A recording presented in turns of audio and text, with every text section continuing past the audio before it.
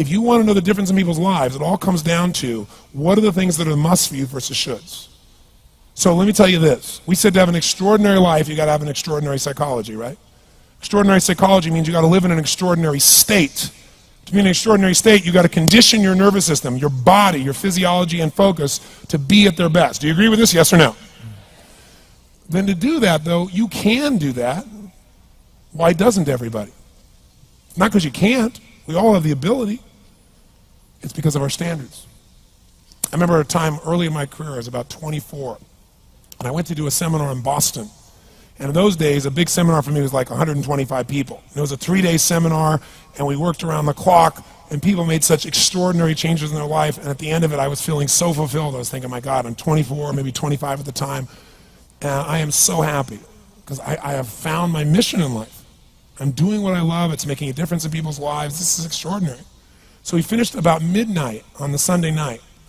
And around midnight, you know, I'm still wound up, so I don't feel like going to bed. So I decided, okay, you know, let me take a walk here, and I decided to go through Copley Square. If you've been through Copley Square, you know it's a pretty neat place. Because in Copley Square, you can look up and you can see buildings that were here before we were known as the United States, and beside them you see skyscrapers that are new. It's a pretty cool place.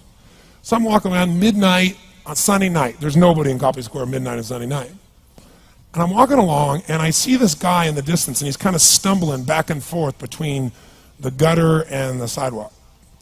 He's got a long trench coat on, his head's down like this, he's holding a brown bag, and I can start to smell him even before I get there, and I'm thinking, you know, this guy is obviously drunk. And as I started to get closer, I thought, I bet he's going to beg me for some money.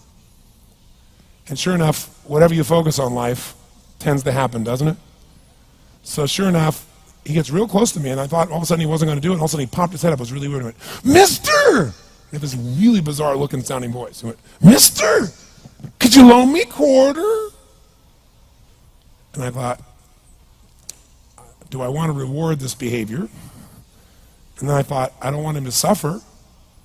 Do you have this dilemma sometimes? Like, you know, I'm not here to judge. So years ago I finally decided I always just give. Even if the person's pulling a scam, that's for them to deal with. If I have the ability, then I give.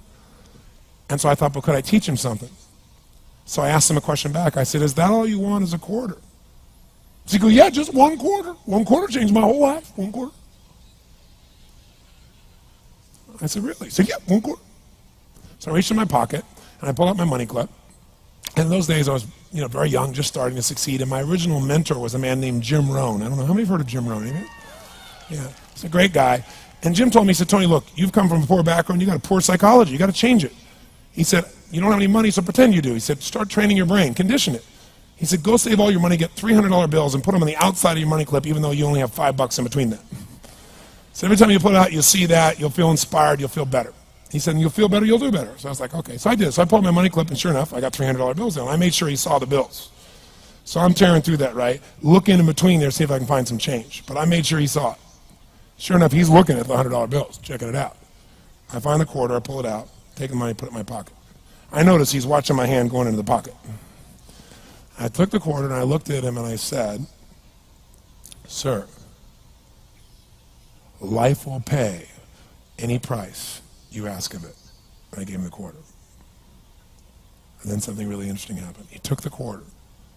He looked at the quarter. He looked at me. He looked at my pocket. He looked back at the quarter, looked at me, looked at my pocket, looked at me again, looked at the quarter, looked at my pocket, looked back at me and said, you're weird.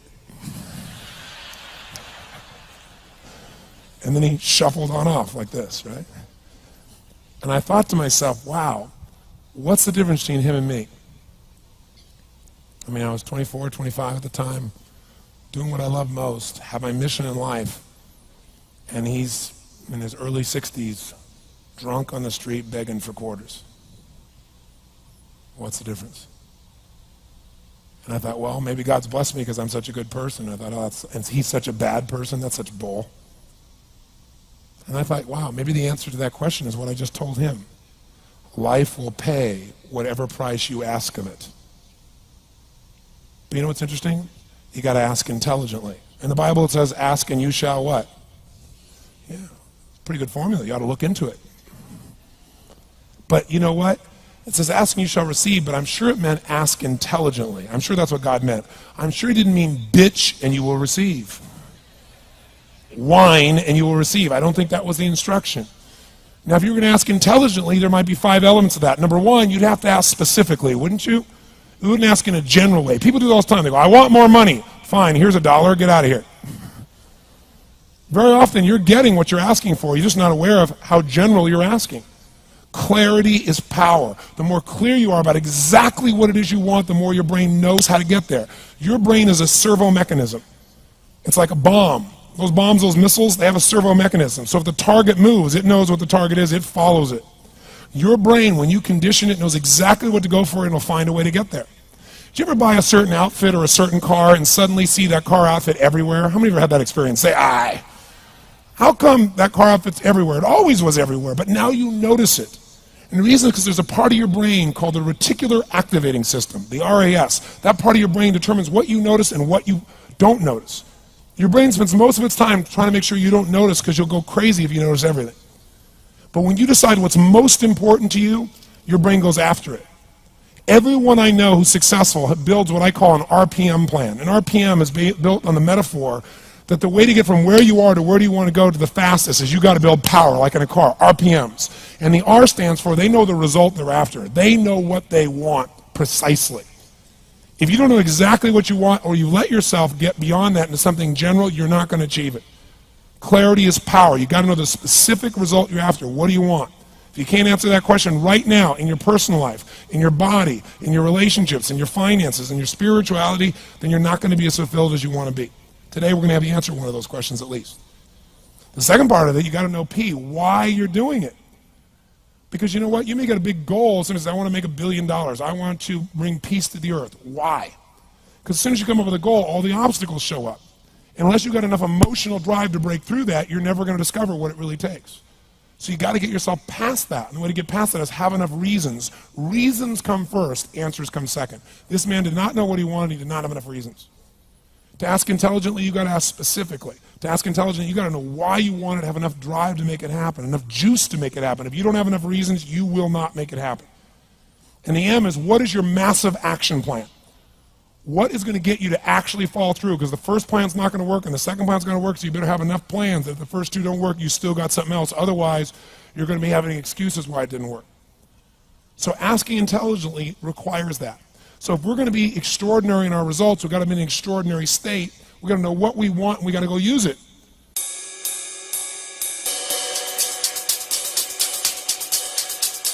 Decide to model the actions of those who succeeded before you. It can be the best financial time, the best emotional time, the best spiritual time of your life, but you better take control of your state. And if you think you're going to do it just by today, you're wrong. You're going to need to get yourself some rituals. Right now, every one of you in this room is controlled by because your life comes from your rituals. If you don't develop the ritual, you're kidding yourself. How many agree with me on this? Raise your hand and say, I. And there are rituals that put you in state, and there are rituals that take you out of state. You have rituals in your relationship, you have rituals with your body, you have rituals around your finances, and the rituals that worked in the reaping time of fall in the markets and in business and in real estate, those rituals won't work now. If you do the right thing at the wrong time, you get pain.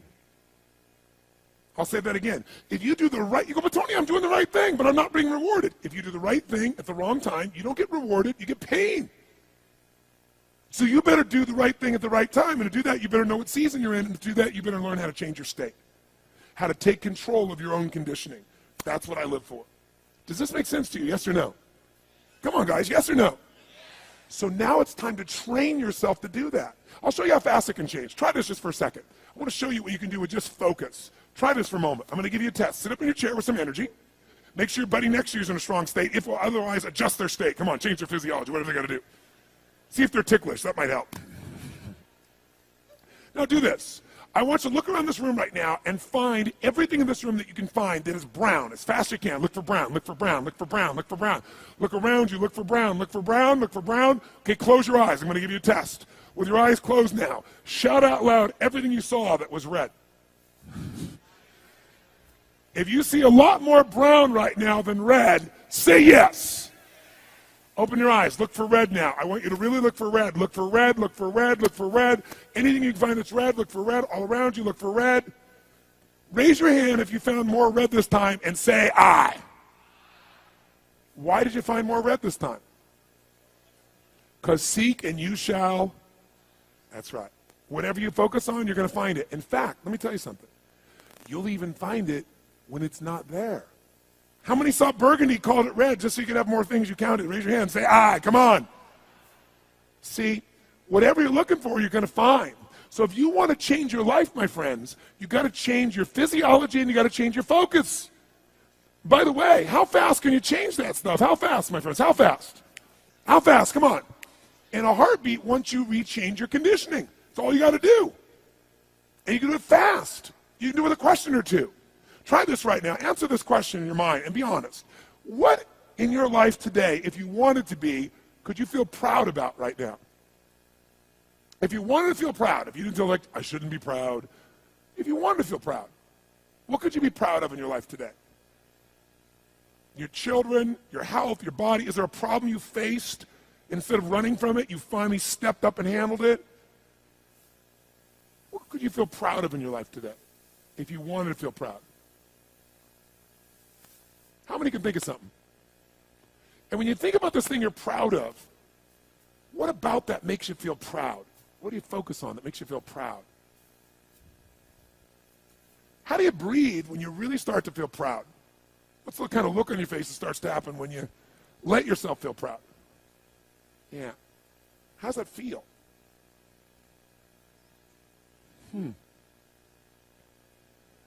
Think of another area of life. Think of an area of your life that you're grateful for. Or if you go, I'm not grateful.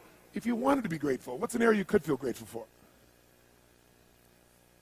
What could you feel grateful for if you really wanted to feel grateful? How many can think of something you could feel grateful for? Let me see your hands. And what about that are you grateful for? What do you focus on that makes you feel grateful? How does it feel when you're really, truly feeling filled with gratitude?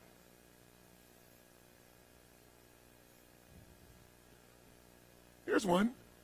If you wanted to be excited about your life right now, and you were willing to be excited, you're willing to buck everybody else's trend, what could you feel excited about in your life if you wanted to feel excited? What could you get excited about if you really focused on it and you really took it in? And you weren't in a negative place. What could you get excited about if you wanted to be excited in your life? What could you get excited about? How many of you can think of something you feel excited about right now? Raise your hand. Let me see your hand. Say aye. When you're really excited about it, what about that excites you? Or when you're really excited, how do you feel? How do you speak? What's your life like? By the way, when you're excited, does it tend to touch other people? Yes or no? Absolutely. By the way, do people have a tendency, by the way, who feels different right now than just even a couple moments ago? Raise your hand and say aye. Why? Because focus is controlled by questions. If you ask a different question continuously, not once, continuously, you will get a different answer. If you ask a lousy question, you get a lousy answer and a lousy state. Somebody says, why does this always happen to me? It doesn't always happen to you, but the brain's like a computer. Ask it a question, it'll have to come up with an answer because you deserve it, you idiot. Someone will say, how come I can never lose weight? You can lose weight, but if you keep saying, how come I can never lose weight, the brain's got to come with an answer. It goes, you're a pig. Lousy questions create what? Lousy answers. Ask a better question, get a better answer. Now here's what I want you to get. I want you to get that you can change your state. How fast, guys? How fast? How fast? And if you get the habit of doing it, you'll have a different life.